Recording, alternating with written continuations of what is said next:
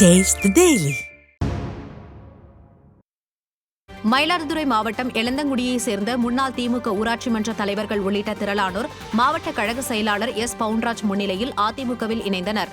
எடுத்துக்கட்டியில் உள்ள மாவட்ட செயலாளர் எஸ் பவுன்ராஜ் இல்லத்தில் குத்தாலம் வடக்கு ஒன்றிய கழக செயலாளர் மகேந்திரவர்மன் ஏற்பாட்டில் மாற்றுக் கட்சியினர் அதிமுகவில் இணையும் நிகழ்ச்சி நடைபெற்றது. இதில் மாவட்ட அம்மா பேரவை இணை செயலாளர் நியாஜிர் அகமது உள்ளிட்ட கழக நிர்வாகிகள் உடனிருந்தனர்.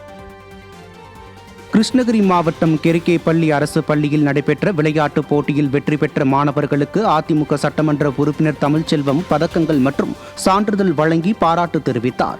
உயரம் தாண்டுதல், நீளம் தாண்டுதல், குண்டு எறிதல், தட்டு எறிதல் உள்ளிட்ட பல்வேறு போட்டிகளில் 500க்கும் மேற்பட்ட மாணவ மாணவிகள் ஆர்வமுடன் கலந்து கொண்டு திறமையை வெளிப்படுத்தியது பார்வையாளர்களை வெகுவாக கவர்ந்தது.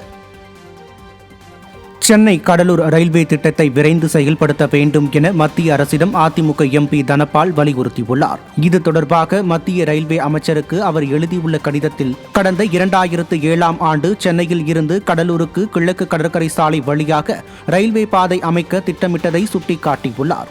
இந்த திட்டத்திற்காக 523 கோடி ரூபாய் ஒதுக்கப்பட்டு நில ஆர்ஜியம் உள்ளிட்ட அடிப்படை பணிகள் கடந்த 2013ஆம் ஆண்டே முடிக்கப்பட்டதாகவும், இருப்பினும் கடந்த 10 ஆண்டுகளுக்கு மேலாக இத்திட்டம் கிடப்பில் உள்ளதாகவும் அவர் தெரிவித்துள்ளார். மக்கள் நலன் கருதி இத்திட்டத்தை விரைந்து செயல்படுத்த வேண்டும் என அதிமுக எம்பி தனபால் வலியுறுத்தியுள்ளார்.